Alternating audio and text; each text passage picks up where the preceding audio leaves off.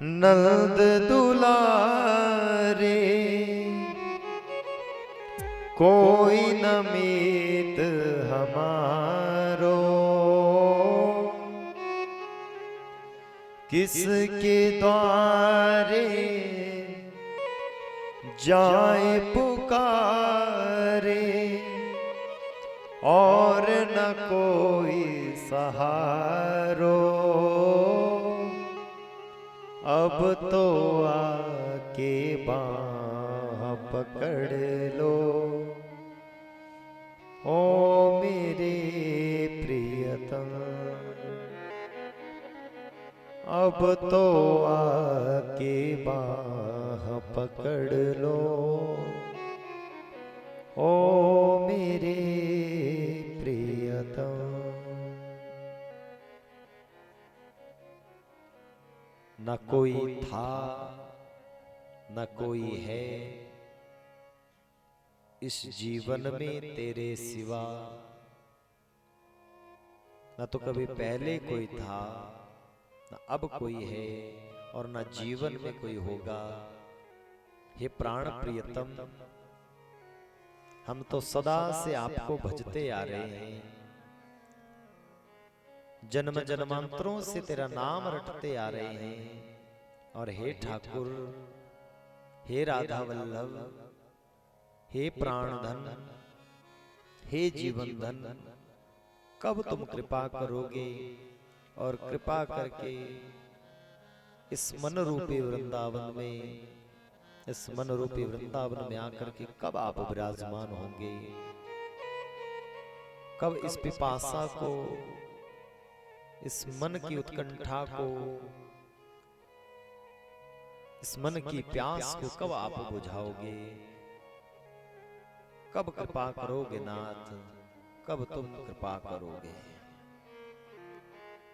हम तो बस यही आस लगाए बैठे हैं, कब तुम्हारा दर्शन हो, कब आप हमारे ऊपर कृपा करें, कब वह क्षण आए।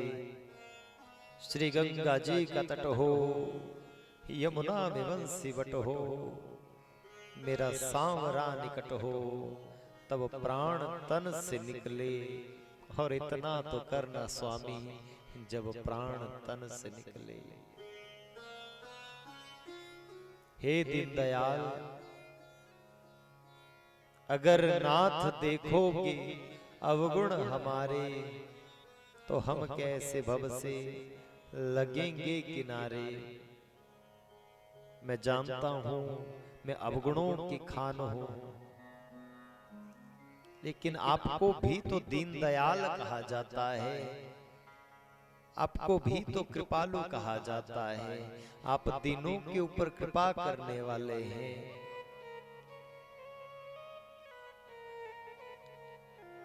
आप करुणा करने वाले हैं। दया निधान आपका नाम है, करुणा सुजान आपको कहा जाता है। हा नाथ, हा नाथ, हा नाथ, मन की पिपाशा को, मन की पिपाशा को शांत कीजिए।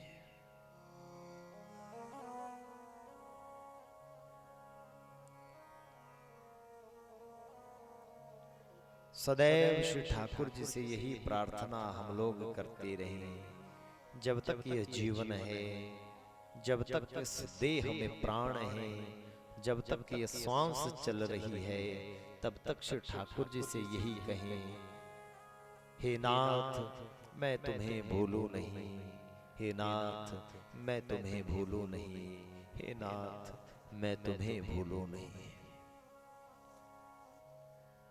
और इस भाव को लेकर के श्री ठाकुर जी के समक्ष हम सदैव बैठे रहें।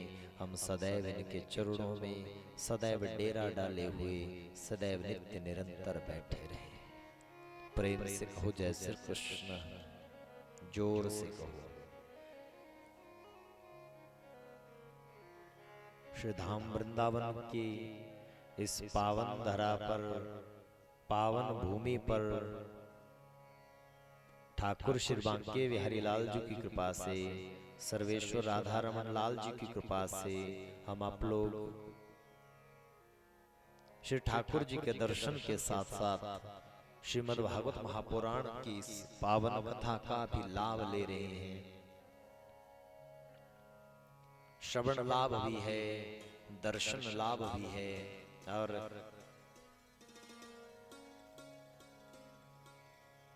वाणी गुणानुकथने श्रवणो कथायां हस्तौ च कर्मसु मनस्तव पादयोर्न। वाणी ठाकुर के नामों में लगी है, आंखें उनका दर्शन कर रही है, और शरीर से उनके इस पावन दिव्य धाम की परिक्रमा को लगा रहे हैं। इससे बड़ा, इससे अधिक और क्या सौभाग्य होगा कि मनसा वाचा कर्मणा श्री ठाकुर जी में हम विगत 3 दिवसों से रत हैं, और हम तो कामना श्री ठाकुर जी से करें हम सदैव यूं ही आपके चरणों में मनसा वाचा कर्मणा सेवा में लगे रहें, सदैव आपकी सेवा करते रहें। ब्रजवासियों का संग हो, साधु संतों की सनिधि हो, और आपका नाम हो प्रभु, इससे ज्यादा और कुछ चाहिए नहीं, इससे अधिक और कोई वांछा नहीं, इससे ज्यादा कोई मनसा नहीं।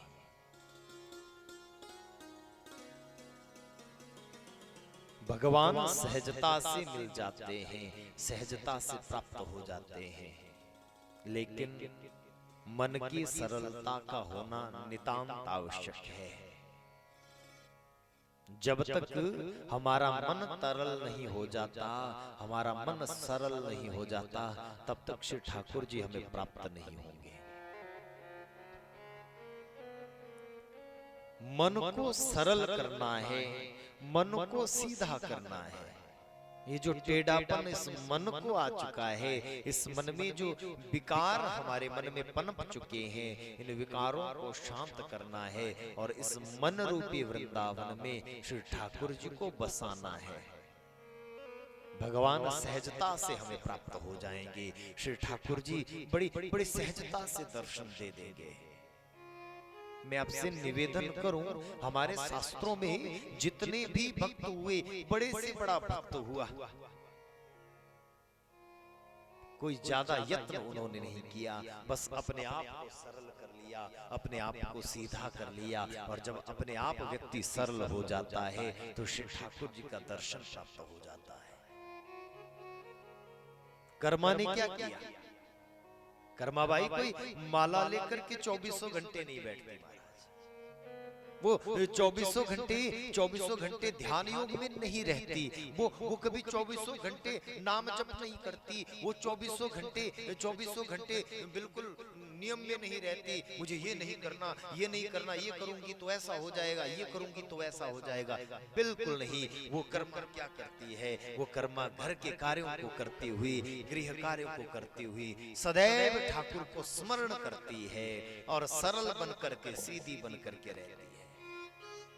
और वो ठाकुर उसकी गोद में आकर के बैठ जाते हैं, गोद में बैठते हैं, और वो ठाकुर उस कर्मा की बनाई हुई खिचड़ी का भोग वो ठाकुर प्राप्त कर लेता है उसके हाथों से। कभी कभी तो कहते झूठी खिचड़ी ये खिला देते श्री ठाकुर जी को, और वो ठाकुर उस खिचड़ी का भोग लगा देते हैं।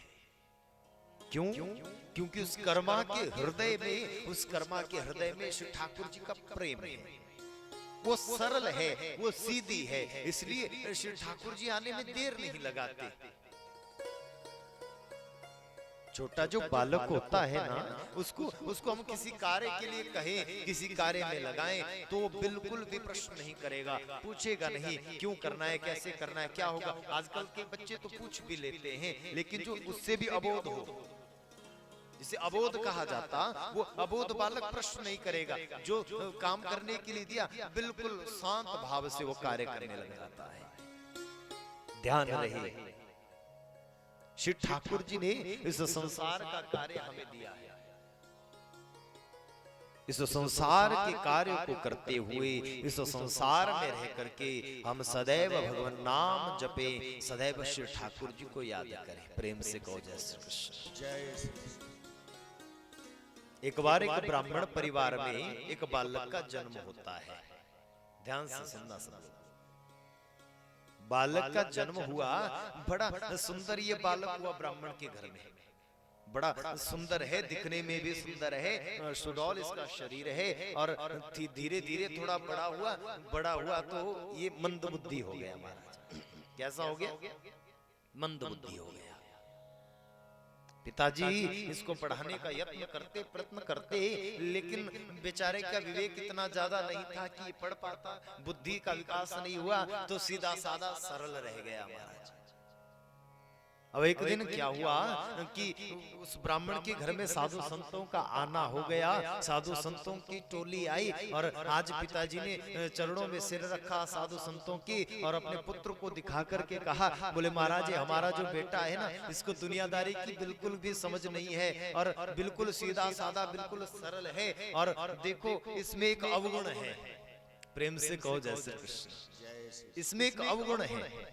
महात्मा ने पूछा क्या अवगुण है? बोले अवगुण ऐसा है कि ये खाता बहुत ज्यादा है, बहुत अधिक खाता है, भोजन जितना 5 आदमी कर लेते उतना ये अकेला कर जाता है। और पिता ने ये भी बात रखी, बोले 5 आदमियों का भोजन जब ये अकेले कर लेता है तो इसका पालन पोषण करना अब मेरे बस की बात नहीं रही, मैं इसका पालन पोषण कैसे करूंगा? महाराज आपके पास कोई युक्ति हो तो इसको समझाओ, इसमें कुछ विवेक आए, कोई ऐसा कार्य कर दो कि इसका विवेक जागृत हो जाए। महात्मा ने कहा, बोले ऐसा तो कोई साधन नहीं है, अब ये विवेकहीन है, लेकिन गुणों से मुझे परिपूर्ण ये बालक लगता है। तो घर वालों ने क्या किया, बोले अगर आपको अच्छा लग रहा है ना महाराज महात्मा जी, तो अपने साथ ही ले जाओ इस बालक को, अपनी कुटिया में रखो। अब हमारे यहाँ रहेगा तो ये दुनिया में सीधा साधा बनता फिरेगा, साधु संतों के संग रहेगा तो भजन करेगा, नाम जपेगा, गुरुदेव की शरणागति में रहेगा।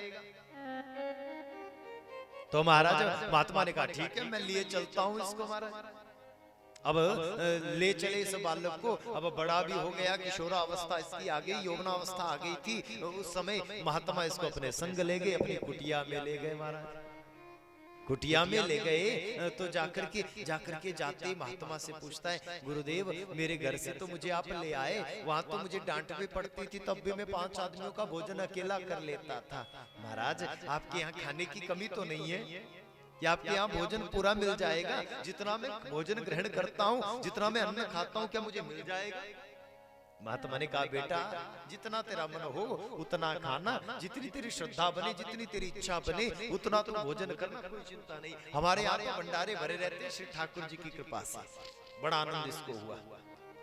तो गुरुदेव ने मंत्र दे दिया कान में, अब ये माला लेकर के नाम जपने लगा, और नाम जपने लगा, 3 समय भोजन करने लगा, 4 समय भोजन करने लगा, और 5-5 पंगत खा करके उठ जाती, तब तक ये भोजन करने बैठा रहता। प्रेम से कहो जय श्री कृष्ण। हाँ, पंगत में बैठा ही रहता, 5-5 पंगत उठ जाती और ये बैठा है खाने। एक दिन सुबह क्या हुआ कि आज उसने देखा कि जब सुबह हुई, रोज जो सुबह होती थी ना, उसमें तो दिनचर्या ये थी, जो रसोइये उस आश्रम के थे, कुटिया के थे, वो सुबह सुबह भोजन बनाने लग जाते थे। लेकिन आज जब सुबह हुई महाराज, तो आज ना कोई रसोइया जगह है, ना तो कोई बर्तनों की आवाज होती है, ना तो कहीं कोई छौंक लगता है, ना ऐसा प्रतीत होता है कि भोजन बन रहा है। तो इसे परेशानी होगी। सोचने लगा, आज रसोई घर में कोई नहीं दिख रहा, ना तो भोजन बन रहा है, अब मुझे तो भूख बड़ी लगती है, मैं तो आधा घंटा भी भूख को सहन नहीं कर पाता।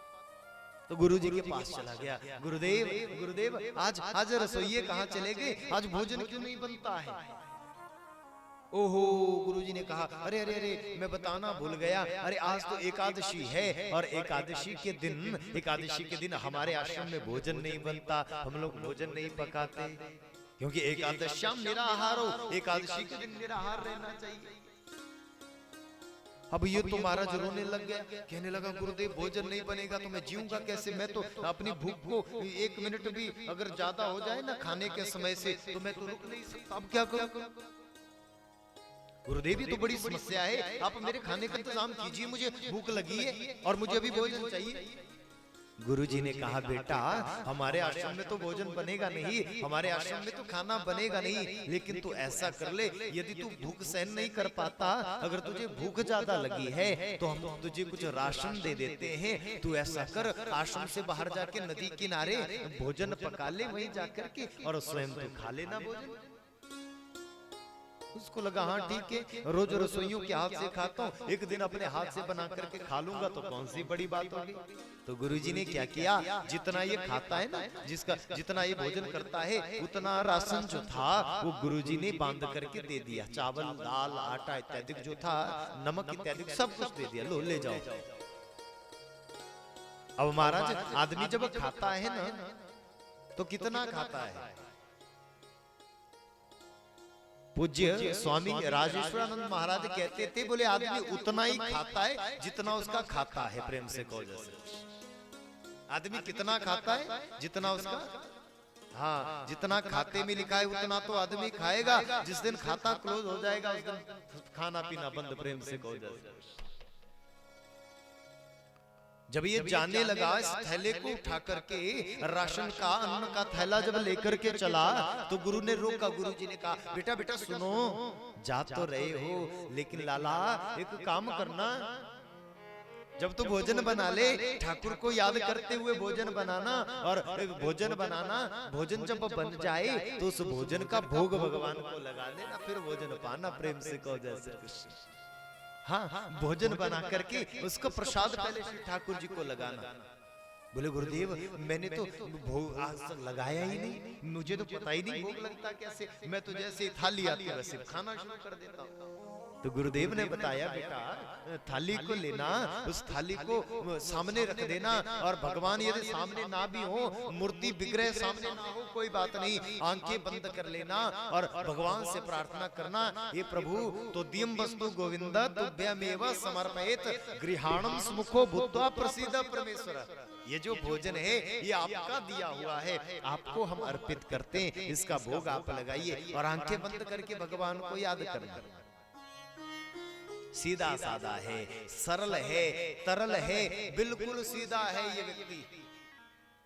नदी किनारे गया, लकड़ियों को इकट्ठा किया, चूल्हा जलाया। अब महाराज चावल बनने लगे, दाल बनने लगी, भोजन बनकर के तैयार हुआ तो पसीने से भी भीग गया। अब महाराज अब भीग गया तो बैठ गया भोजन बनाने, और भोजन बनाया तो जैसे ही भूख जोर की लगी, आज परिश्रम भी करना पड़ा तो भूख जल्दी आ गई। अब जैसे ही भूख लगी तो खाने के लिए बैठा तो झट याद आ गई, गुरुजी ने कहा था भोग लगा लेना। गुरुजी ने कहा था भोग लगा लेना तब भोग पाना। अब बैठा तो आंखें बंद करके थाली सामने पधरा दी और आंखें बंद करके श्री ठाकुर जी को याद करने लगा, अपने सीताराम को याद करने लगा। सीताराम आए, राजा राम आए, मेरे भोजन का भोग लगाइए। सीताराम आए, राजा राम आए, मेरे भोजन का भोग लगाइए। सीताराम आए, राजा राम, भाव से गाओ सब लोग। मेरे भोजन का भोग लगाइए। सीताराम आए, राजा राम आइए, मेरे भोजन का भोग लगाइए। हाँ मेरे भोजन का भोग लगाइए। ओ सीताराम आइए, राजा राम आइए, मेरे भोजन का भोग लगाइए। हाँ मेरे गा रहा है, क्या गा रहा है? राजा हाँ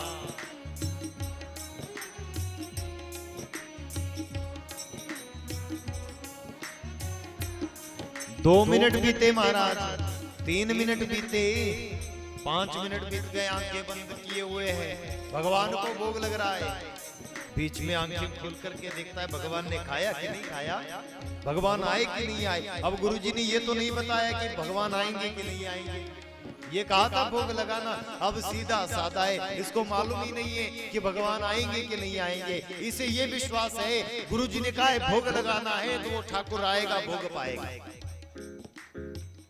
महाराज 10 मिनट बैठे, 15 मिनट बैठ गए गाते गाते, सीताराम आए राजा राम आए, मेरे भोजन का भोग लगाए, हाँ मेरे भोजन का भोग लगाए, हाँ मेरे भोजन का भोग लगाए। ओ सीताराम आए राजा राम आए, मेरे भोजन का भोग लगाए, हाँ मेरे भोजन का भोग लगाए। 1 घंटा बीत गया महाराज, 1.5 घंटा बीत गया, भगवान नहीं आए। और इसने भी जिद पकड़ ली, आज तो भगवान को खिला करके ही छोड़ूंगा, ऐसे तो मैं मानूंगा ही नहीं। सुबह से शाम होने को आ गई, दोपहर बीत गया, सांझ ढलने को आ गई, बैठा है, आइए ना राम, मैं भाव से तुम्हें खिलाना चाहता हूँ। आश्रम में तो आज एकादशी है, वहां तो कुछ मिलने वाला नहीं है, यहाँ तो आकर खा लो। क्या तुम्हें भूख नहीं लग रही? और प्रभु अगर तुम्हें भूख नहीं लग रही तो कोई बात नहीं, मुझे तो भूख लग रही। मेरे पेट में जो चूहे इतनी देर से कूद रहे थे, थोड़ी देर में लगता वो चूहे भी मर जाएंगे। प्रभु आप आइए ना, आकर के भोजन पाइए। रात होने को आ गई महाराज, उठता नहीं है, रोने लग गया, प्रभु आओ ना, मेरे भोग को पाओ ना प्रभु, मैं भूखा मर जाऊंगा। आपको पता है मैं भोजन किए बिना रहता नहीं हूँ, आप नहीं आओगे तो मैं भी भोजन नहीं पाऊंगा। जिद कर ले, आप नहीं आओगे मैं भी भोजन नहीं पाऊंगा। सांझ जब हुई ना तो भगवान को मजबूरन आना पड़ा श्री ठाकुर जी को, और भगवान प्रकट हो गए, राम जी प्रकट हो गए, संग में माता सीता को, माता जानकी को लेकर के प्रकट हो गए। बोलिए राजा रामचंद्र भगवान की जय।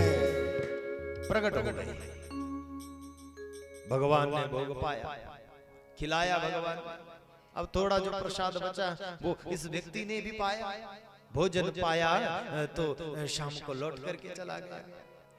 आश्रम में गया, दिन बीते, 15 दिनों बाद फिर एकादशी आ गई। हाँ 15 दिनों के बाद फिर एकादशी आ गई। तो आज तो इसको पता है कि एकादशी है, सुबह ही गुरुजी के पास चला गया। गुरुजी भोजन की व्यवस्था तो मुझे लगता है आश्रम में होगी नहीं, तो फिर मैं चलूं? बोले हाँ हाँ जाओ बेटा, भोजन ले जाओ, ले जाओ, जितना ले जाना है ले जाओ और जाकर के पाओ। लेकिन गुरुजी आज एक बात कहनी है आपसे। बोले हाँ बेटा कहो। गुरुजी राशन थोड़ा ज्यादा चाहिए, अन्न थोड़ा ज्यादा चाहिए हमें। बोले क्यों? कल कम हो गया थोड़ा, पिछले एकादशी को कम हो गया था क्या थोड़ा? गुरुजी कम तो मेरे लिए तो बिल्कुल पर्याप्त था, लेकिन आपके जो भगवान है ना, आपने भगवान को खिलाने के लिए कहा। मैंने सोचा था एक भगवान आएगा, वहां तो 2 आ गए, राम जी आए, संग में जानकी को लेके आए, तो थोड़ा बजट गड़बड़ा गया। जो अन्न था वो दोनों खा गए, मुझे तो मात्र प्रसाद ही मिला। गुरुजी ने सोचा झूठ कह रहा है, भूखा रह गया होगा, इसको जो भोजन था वो पूरा नहीं हुआ होगा, इसलिए थोड़ा ज्यादा दे देता हूँ। शिष्यों को आज्ञा कर दी, और दे दो, ज्यादा दे दो, कोई बात नहीं, भूखा रह गया होगा। गुरुजी तैयार है, तो आज जो है वो अन्न थोड़ा ज्यादा दे दिया महाराज, ज्यादा दिया। आज गया भोजन पकाने लगा नदी के किनारे, और पकाते पकाते क्या गा रहा है? राजा राम आए, भोजन का जय हो।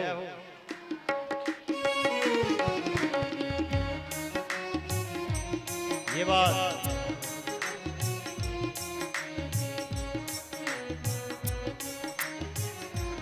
और साथ में ये भी गा रहा है, ओ राजा राम आए, राम आए, मेरे भोजन का भोग लगाए, हाँ मेरे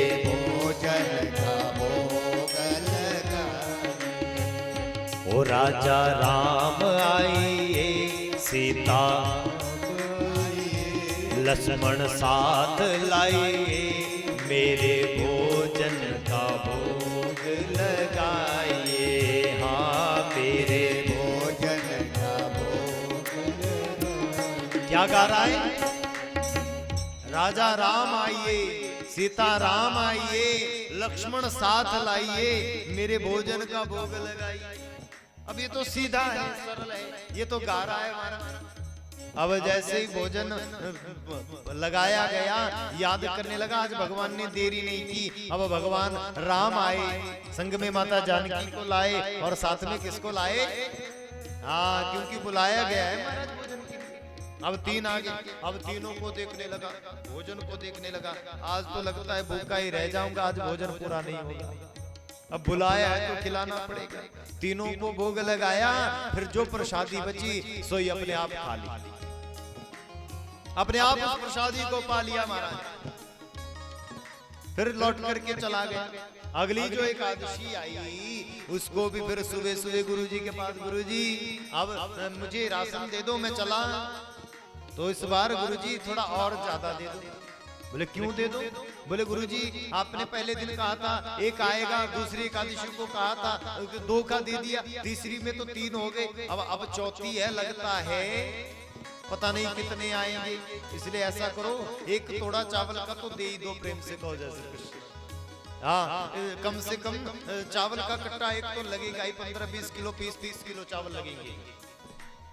गुरुजी ने सोचा, बोले इसके भीतर लालच बढ़ गया होगा, मुझे लगता है ये चावल ले जाता है, अन्न यहाँ से ले जाता है और ले जाकर के कहीं बेच देता है, क्योंकि एक आदमी इतना तो नहीं खा सकता। मैं इसकी डाइट जानता हूँ, ये कितना रोज खाता है, ये कितना आहार रोज लेता है, ये बेच देता होगा, ये खिलाता नहीं है किसी को, बेच देता होगा। तो महाराज गुरुजी जो है ना, वो आज पीछे पीछे चले देखने के लिए, मैं देखूं तो सही ये करता क्या है इतने अन्न का। अब महाराज आज जब ये नदी के किनारे गया ना, नदी के किनारे पहुंचा, तो आज इसने भोजन नहीं बनाया, बनाया नहीं भोजन। क्यों नहीं बनाया? बोले आज पहले देख लूंगा खाने वाले कितने, उसके बाद बनाऊंगा। बैठ गया आते ही नदी के किनारे और गाना शुरू कर देता है, ओ राजा राम आइए, सीता राम आइए, मेरे भोजन का भोग लगाइए। हाँ मेरे भोजन का भोग लगाइए। ओ सीता राम आइए, राजा राम आइए, लक्ष्मण साथ लाइए, हनुमत लाल लाइए, मेरे भोजन का भोग लगाइए। हाँ मेरे भोजन का भोग लगाइए। ओ राजा राम आइए, सीता राम आइए, मेरे भोजन का भोग लगाइए। हाँ मेरे भोजन का भोग लगाइए। राजा राम आइए, सीता लक्ष्मण हनुमत, मेरे भोजन का। अब तो पूरे राम दरबार को निमंत्रण हो गया, आइए प्रभु आकर के भोजन करिए। अब भगवान भी कहां देरी लगाने वाले, पूरा राम दरबार नदी के किनारे सज गया महाराज। राम जी आए, संग जानकी हैं, भरत शत्रुघ्न हैं, लखन लाल हैं और हनुमंत लाल साथ में हैं। पूरा राम दरबार आज सज गया। अब उसने देखा तो माथा पकड़ लिया, अच्छा किया पहले ही बुला लिया, कौन इतने आदमियों को भोजन बनाता। तो भगवान से कहने लगा, बोले प्रभु एक को बुलाया तो 2 आए, 2 को बुलाया तो 3 आए, आज 3 को बुलाया तो 8-10 आ गए, मुझसे भोजन नहीं बनता। ऐसा करिए, ये रहा बर्तन, ये रहा अन्न, उठिए और जाकर के भोजन बनाइए, मुझसे नहीं बनता। स्वयं भी पाइए, मुझे भी पवाइए। अब महाराज राम जी ने सोचा अब क्या करें, भक्त के पल्ले पड़ गए हैं, हम भक्त पराधीनों में भक्त के पराधीन हूं, प्रेम के बंधन में मोहन बन गए, प्रेमियों ने जो बनाया सो बन गए। वादा तुलसीदास का पूरा किया, छोड़ बंसी धनुषधारी बन गए। ये प्रेम की ताकत है। भगवान ने आज लक्ष्मण को इशारा किया, लक्ष्मण अब रसोईया बन जाओ भैया, क्योंकि आज भक्त के वश पड़ गए हैं, आज तो रसोईया बनना पड़ेगा। हनुमान जी से कहा, हनुमान जी आप थोड़ा ऊंचे कद के हो, लंबे चौड़े कद के हो, जाओ लकड़ियां तोड़ करके लाओ। हनुमंत लाल लकड़ियां तोड़ करके लाने लगे। लक्ष्मण लाल जो है वो सब्जी अमनिया करने लगे। महाराज माँ सीता जो है, माता जो जानकी है, वो जानकी महाराज आज भोजन पकाने लगी। देखो ये व्यक्ति कितना बड़भागी है, जो भगवान को, जो माता जानकी के हाथों का अन्न ग्रहण करता है, माता जानकी को कार्य पर लगा देता है। भरत शत्रुघ्न सेवा में लग गए, कोई चूल्हा जला रहा है, कोई जल लाने के लिए जा रहा है, और माता जो जानकी है वो माता जानकी उस नदी के किनारे बैठी बैठी आज भोजन पका रही है। गुरुजी पीछे पीछे आए देखने के लिए आए। पेड़ के पीछे से क्या देखा, ये तो बैठा है महाराज सेठ बन करके। हाँ, चेला बैठा है सेठ बन करके, और जो कड़ची है ना, वो कड़ची अपने आप ही चली जा रही है। महाराज कौन चला रहा है गुरुजी को नजर नहीं आ रहा। लकड़ियां जो है वो उड़ उड़ करके चूल्हे में अपने आप चली जाती हैं। पानी का मटका स्वयं नदी से चला आता है, और उन गुरुजी को कुछ दिखता नहीं है, और भोजन पक रहा है, भोजन तैयार होता है, अन्न तैयार हो रहा है। भोजन जब पका तो पहले ठाकुर जी ने पाया, और पाकर के इसको दे दिया, भोजन को पाले। लेकिन ये भी भक्त अड़ियल है, आज अड़ गया अपनी जिद पे। ठाकुर आप अपने हाथ से पवाओगे तो मैं खाऊंगा, आप नहीं खवाओगे तो नहीं खाऊंगा। इतने दिनों से मैंने आपको बुलाया, आप आए, मैंने अपने हाथों से आपको भोजन पवाया, आज अपने हाथ से आप मुझे भोजन करा दीजिए। और श्री ठाकुर जी वो राम जी आज अपने हाथों से उस भक्त को, अपने हाथों से उस भक्त को अन्न ग्रहण कराते हैं, अपने हाथों से भोजन पवाते हैं। गुरु जी आकर चरणों में गिर गए। अरे अरे ये क्या लीला होती है, मुझे तो कुछ समझ ही नहीं पड़ रही, ये क्या लीला है। शिष्य कहने लगा, गुरुदेव कैसी लीला, कौन सी लीला। बोले ये भोजन ये कैसे तैयार हो रहा है। बोले आपके ही जो ठाकुर हैं, जो आपने मुझे बताए थे, वही ठाकुर आज भोजन बना रहे हैं, वो ठाकुर मुझे आज पवा रहे हैं। गुरुजी समझ गए ये कोई साधारण लीला नहीं है, ये ठाकुर स्वयं धरती पर आज आ गए हैं। बेटा मेरा पूरा जीवन माला घुमाते घुमाते बीत गया, मैंने पूरा जीवन अपना नाम जपते जपते गवा दिया, लेकिन भगवान कभी मिलने नहीं आए। तूने कौन सा ऐसा यत्न कर दिया जो ठाकुर तेरे सामने आकर के भोजन ग्रहण करते हैं, अन्न ग्रहण करते हैं। विचार करना, जिसे संसार ने त्याग दिया, जिसे संसार ने अपने से पिलक कर दिया। पिता भी कहता है ये मंद बुद्धि है तो मेरे किसी काम का नहीं। भाइयों ने भी जिसका त्याग कर दिया, वो सरल सा व्यक्ति, वो सीधा सा व्यक्ति, जिसका हृदय तरल है। निर्मल मन मोहि सो मोहि पावा, मोहि कपट छल छिद्र ना भावा। मुझे मन का कपट भाता नहीं है, मुझे छल छिद्र अच्छा नहीं लगता, मुझे तो मन का साफ आदमी मुझे पसंद है। और ठाकुर जी उसी के पास आते हैं, गोविंद उसी के पास आते हैं जिसका हृदय साफ है, जिसका मन बिल्कुल साफ है, और जिसका मन साफ है श्री ठाकुर जी उसके पास चले आते हैं। कितने ऐसे भक्त हुए सदना कसाई जैसे, जो रोज बकरा काटता है, लेकिन ठाकुर का इतना अनन्य है कि गोविंद उसकी गोदी में आकर के बैठ जाते हैं, गोविंद उसके समक्ष प्रकट हो जाते हैं। मैंने आपसे पुनः पहले भी ये बात कही कि भगवान का मिलना मुश्किल नहीं है महाराज, हमारा सरल बन जाना मुश्किल है, हमारा सीधा होना मुश्किल है। हमें सीधा होना है, हमें तरल बन जाना है, हमें छल छिद्र छोड़ देना है, हमें कपट छोड़ देना है।